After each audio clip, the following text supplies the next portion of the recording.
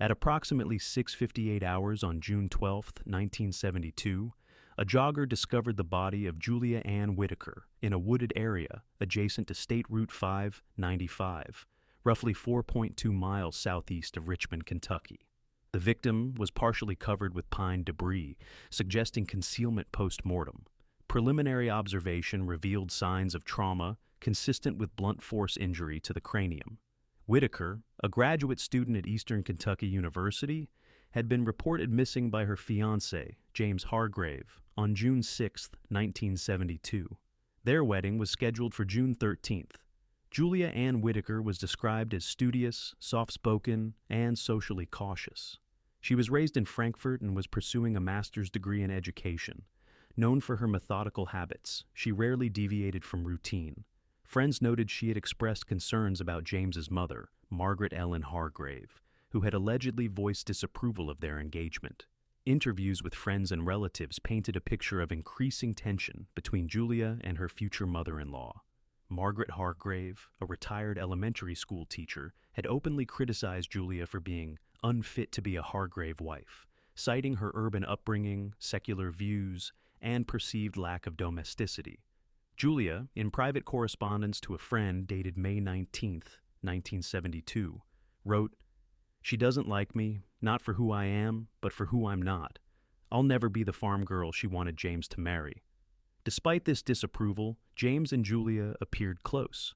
James Hargrave, a mechanic at a local garage, defended Julia and remained firm in his intention to marry her. He had moved into a rented house in Richmond to establish independence from his mother's household. Margaret Hargrave lived alone on the family's ancestral property following her husband's death in 1969. Neighbors described her as deeply religious, proud, and possessive of James. According to family sources, Margaret frequently lamented that her son had abandoned his duty by choosing a girl with no roots in God or land. Margaret's fixation reportedly intensified in the months leading up to the wedding. She was overheard by multiple individuals saying, "If he goes through with this, I'll have lost my son forever." Julia's journal entries, recovered from her apartment, noted increasingly hostile interactions with Margaret, including a May 28th confrontation in which Margaret allegedly told Julia, "You won't wear that dress down the aisle. I'll see to that." Records show Margaret purchased a 12-inch cast-iron skillet from a second-hand store in Berea on June 4th. It was not found in her home post-incident. Julia's injuries were consistent with blunt force trauma from an object of similar weight and dimensions. Surveillance and fingerprint records were unavailable due to the technological limitations of the time, but this purchase would later be noted in the case file as an early premeditative act. On the evening of June 5, 1972, Julia Ann Whitaker was last seen alive at approximately 1910 hours, leaving the university bookstore on the Eastern Kentucky University campus. Surveillance footage was not in use at the location during that period. A cashier confirmed that Julia had purchased wedding thank you cards and a fountain pen refill. She reportedly appeared composed and in good spirits. Weather records from that day indicate clear skies with mild temperatures, averaging 72 degrees Fahrenheit. Sunset occurred at 20:49 hours. According to statements later obtained from James Hargrave, Julia had planned to stop by his residence after her errands to finalize last-minute wedding arrangements. However, she never arrived. James stated that he attempted to contact Julia by telephone around 2100 hours and again at 22:15. Receiving no response, he drove to her apartment complex on Lincoln Avenue. Her car was parked outside, locked. Julia's roommate, Donna Ellison, reported that Julia had not returned since leaving earlier that afternoon. The following morning, James filed a missing person report with the Richmond Police Department. Investigators initially considered the possibility of voluntary disappearance due to wedding stress. However, James and Donna both emphasized Julia's punctual nature and avoidance of unplanned absences. By June 7th, the case had escalated to a formal investigation. Investigators canvassed areas between the campus and James's residence. No witnesses recalled seeing Julia after 19:15 hours. Local businesses yielded no further sightings. Forensic inspection of Julia's vehicle and apartment revealed no signs of struggle or forced entry. Her handbag, with personal effects intact, was located on her kitchen counter. The only notable absence was her keyring and a small manila envelope later determined to contain fabric samples for bridesmaid dresses. Attention soon turned to individuals in Julia's immediate orbit. Though James was initially questioned, no inconsistencies were found in his account. His employment records, verified by his supervisor at Bowman Garage, confirmed his presence on site from 8 a.m. to 5 p.m. on June 5th. Between 5:30 and 10 p.m., he made 2 telephone calls from his home landline, one to Julia and one to his cousin regarding wedding seating. Telephone records corroborated both. Scrutiny shifted to Margaret Hargrave. Despite expressing concern in a single phone call to police on June 8th, she did not participate in search efforts. When interviewed informally on June 9th by Deputy Sheriff Carl Henderson, Margaret appeared composed, reportedly saying, "If she ran off, she saved James from a life of regret." This remark raised immediate suspicion. Margaret admitted to seeing Julia by chance earlier that week, but declined to provide specifics. She claimed to have been home alone the evening of June 5th, tending to her vegetable garden. Investigators found this alibi problematic. Rainfall logs showed that measurable precipitation occurred between 1750 and 2010 hours on June 5th, saturating local soil. When officers visited Margaret's property on June 10th, they found her garden plot dry, with fresh footprints evident. Photographs documented a single set of prints consistent with a woman's size 8 gardening shoe. Further, a dirt-caked shovel and partially buried cloth bundle containing burned paper scraps later matched to wedding-themed stationery were recovered from her burn pit. The circumstantial evidence was growing but remained insufficient for arrest. Surveillance was ordered discreetly. Forensic analysis of the shovel showed no human biological material. Julia's body had not yet been located, and without it, investigators faced legal limitations. Unbeknownst to authorities at the time, Margaret had already begun crafting an alternative narrative to divert suspicion. On the evening of June 11th, she mailed 2 unsigned letters to local newspapers and police. The letters, written in block capitals and postmarked from Lexington, claimed that Julia had been seen hitching a ride west, and that the girl had cold feet about marriage. Handwriting analysis would later confirm a match to Margaret's known samples. The attempt to deflect attention coincided tragically with the discovery of Julia's body the next morning. Her murder would soon shift from a missing persons case to a homicide, one with a narrowing suspect list and a community gripped by suspicion. On June 12, 1972, at 6:58 hours, a jogger discovered Julia Ann Whitaker's body off State Route 595. She was positioned on her right side, partially obscured by pine debris. Detectives noted lividity, consistent with death occurring at least 48 hours prior. There were no signs of animal predation, suggesting the body had been deliberately placed and concealed shortly after death. The autopsy, conducted on June 13th by Dr. Erwin McKellar at the Madison County Coroner's Office, confirmed blunt force trauma as the cause of death. A single impact to the left parietal skull region resulted in cranial fracture and subdural hemorrhage. The force required was consistent with a heavy blunt object. Julia's clothing remained intact. No signs of sexual assault were found. Soil samples from her shoes and clothing matched the terrain at the dump site, indicating she was likely transported post-mortem. Notably, a small fragment of oxidized iron was recovered from her scalp wound, consistent with cast-iron cookware. This forensic detail closely matched the type of skillet Margaret Hargrave had purchased on June 4th. Investigators re-examined her property, but the skillet was not located. Burn residue in Margaret's outdoor pit revealed metallic flakes with a similar composition. During a second interview on June 14th, Margaret maintained her innocence but showed signs of stress and confusion. When presented with the forensic findings, she dismissed them as coincidence. Her demeanor shifted when shown the handwriting comparison between her letters and the anonymous ones mailed to police. She ended the interview and requested legal counsel. Detectives, now armed with compelling physical and behavioral evidence, submitted a request for a warrant. Meanwhile, James Hargrave, unaware of his mother's full involvement, fell into visible emotional decline. Witnesses described him as detached and haunted. On June 17th, before an arrest could be made, Margaret fled the county, prompting a regional search. Following the issuance of a warrant on June 17, 1972, Margaret Ellen Hargrave failed to appear at her residence for 2 consecutive days. Neighbors noted her 1968 Ford Fairlane was no longer in the driveway, and mail remained uncollected. Local law enforcement formally listed her as a fugitive by 1800 hours on June 19th. A regional bulletin was distributed across Kentucky and neighboring states. Investigators traced her movements to a gas station near Berea, where she was identified by an attendant as having fueled her vehicle and paid in cash around 4:20 hours on June 18th. She asked for directions westward, specifically toward Interstate 64. Her direction suggested an attempt to leave the state. From that point forward, no confirmed sightings were reported for over a week. Meanwhile, James Hargrave, now grieving the confirmed murder of his fiancé, was informed of the mounting evidence against his mother. According to interviews conducted with close friends and his employer, James initially refused to believe Margaret's involvement. However, once presented with her forged letters and the timeline of her actions, he became withdrawn and reportedly stopped attending work after June 20th. On June 23rd, law enforcement intercepted a letter postmarked from Paducah, Kentucky, addressed to James. The handwriting matched Margaret's. In the letter, she did not confess directly, but claimed Julia's death was an act of salvation and that James had been spared from spiritual ruin. She urged him not to grieve what was never meant to be. The letter was withheld from public release, but deeply unsettled James.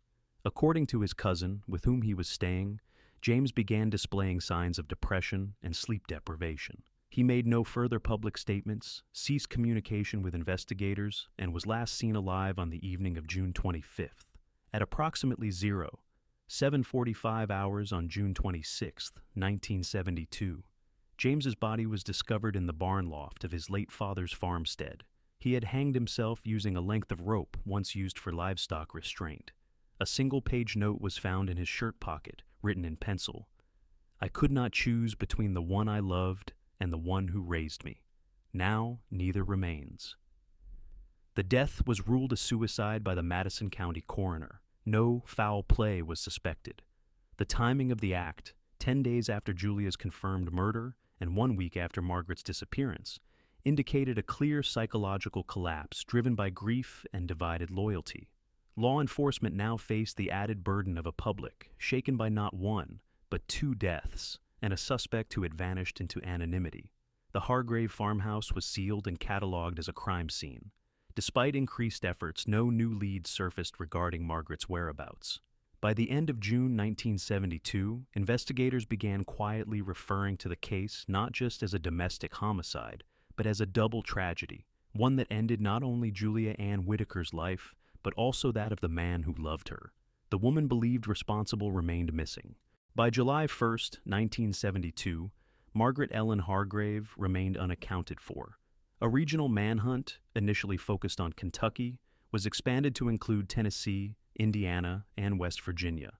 Detectives from the Madison County Sheriff's Department, in coordination with the Kentucky State Police, compiled a suspect bulletin including a black and white photograph, physical description, 5 feet 6 inches, 138 pounds, gray hair in a bun, last seen wearing a brown cardigan and plaid skirt, and known alias, M.E. Hargrave, used in public records following her husband's death in 1969. Toll booth logs and bus station records yielded limited data. On July 3rd, investigators received a tip from a motel owner in Huntington, West Virginia, who reported a woman matching Margaret's description had checked in on June 19th using cash and the name Helen Marks. Surveillance equipment was not present at the property. When authorities arrived, the guest had already vacated. A towel in the room tested positive for cosmetic residue consistent with products found in Margaret's residence, but this lead could not be formally confirmed. On July 9th, a sighting was reported at a Catholic mission shelter near Lexington. A volunteer claimed an older woman requested food and shelter but declined to register under her name. The description was consistent, and she allegedly quoted scripture extensively, referencing sacrifices of the righteous and casting out false prophets. This behavior matched known aspects of Margaret's speech patterns as described by her sister in earlier interviews. Despite these leads, no definitive capture followed. A composite route map constructed by investigators showed a westward trajectory, but the trail grew cold after mid-July. federal authorities declined to elevate the case to interstate fugitive status due to the lack of direct evidence of planned flight and the local scope of the warrant. Margaret Hargrave's name was listed in the National Crime Information Center (NCIC) database by July 12th, but was marked as non-priority due to absence of ongoing danger to the public. Meanwhile, public interest in the case intensified following James Hargrave's suicide. Local news outlets framed the case as a family implosion, with headlines such as "Son Dead," "Bride Buried," "Mother Missing," drawing increased attention. Community reactions varied. Some sympathized with Margaret's mental instability. Others condemned the lack of early police intervention after reports of her verbal threats toward Julia. An internal memorandum dated July 14, 1972, advised investigators to shift efforts toward cold storage of the case unless new evidence or sightings emerged. This effectively ended daily active surveillance. Margaret Hargrave's disappearance was reclassified as voluntary evasion from legal inquiry. By August 1, 1972, no further reports were received. The Hargrave property remained uninhabited, and probate proceedings began to resolve James's estate. Julia's family requested no further contact, seeking privacy to grieve. Margaret's last confirmed action remained the composition and mailing of a letter intended to justify murder as divine intervention. The woman who destroyed 2 lives, her future daughter-in-law's and her only child's, had vanished. By early 1973, the Hargrave case had transitioned from an active investigation to a file maintained within the Madison County Sheriff's Department's Unsolved Homicides Archive. Despite the presence of compelling circumstantial and forensic evidence implicating Margaret Ellen Hargrave in the murder of Julia Whitaker, the absence of a body for arrest or trial rendered the case legally stagnant. Detective Carl Henderson, the last officer to speak with Margaret before her disappearance, submitted a summary report in March 1973. He concluded that the totality of evidence strongly supports the theory of maternal filicide by proxy, the removal of a perceived familial threat under the guise of moral preservation. The file was annotated with a note recommending periodic review in the event of future sightings, but no further investigative resources were allocated. Public interest in the case faded within 2 years. The Hargrave farmhouse was sold in 1974 after foreclosure proceedings. Items from the home were auctioned. The skillet believed to have been used in the murder was never recovered. In 1975, Julia's parents relocated to North Carolina. They established a small scholarship fund in her name at Eastern Kentucky University for education students. The fund was dissolved in 1987 after a lack of donations and administrative changes. In 1981, an anonymous tip received through a Lexington newspaper claimed that Margaret Hargrave had died in a convent in Missouri under a different name. No documentation or location was provided. Attempts to validate the claim were unsuccessful. Investigators briefly contacted religious institutions in the region, but no matching records were found. The origin of the letter could not be traced. Advancements in forensic technology during the late 1980s prompted a reevaluation of evidence in cold cases across Kentucky. The Hargrave case was reviewed in 1992 as part of a state initiative to revisit unsolved homicides involving familial suspects. Forensic scientists re-examined material from the cloth bundle recovered from Margaret's burn pit. Chromatographic testing confirmed the ink and fiber matched a specific brand of wedding stationery sold only at Lexington's Stonegate Paper Co. In spring 1972, a match to Julia's confirmed purchase records. While consistent with the existing theory, this detail added no new prosecutorial leverage in the absence of a living suspect. A formal closure memorandum was filed on July 1, 1993. The case was designated inactive, suspect unavailable for prosecution.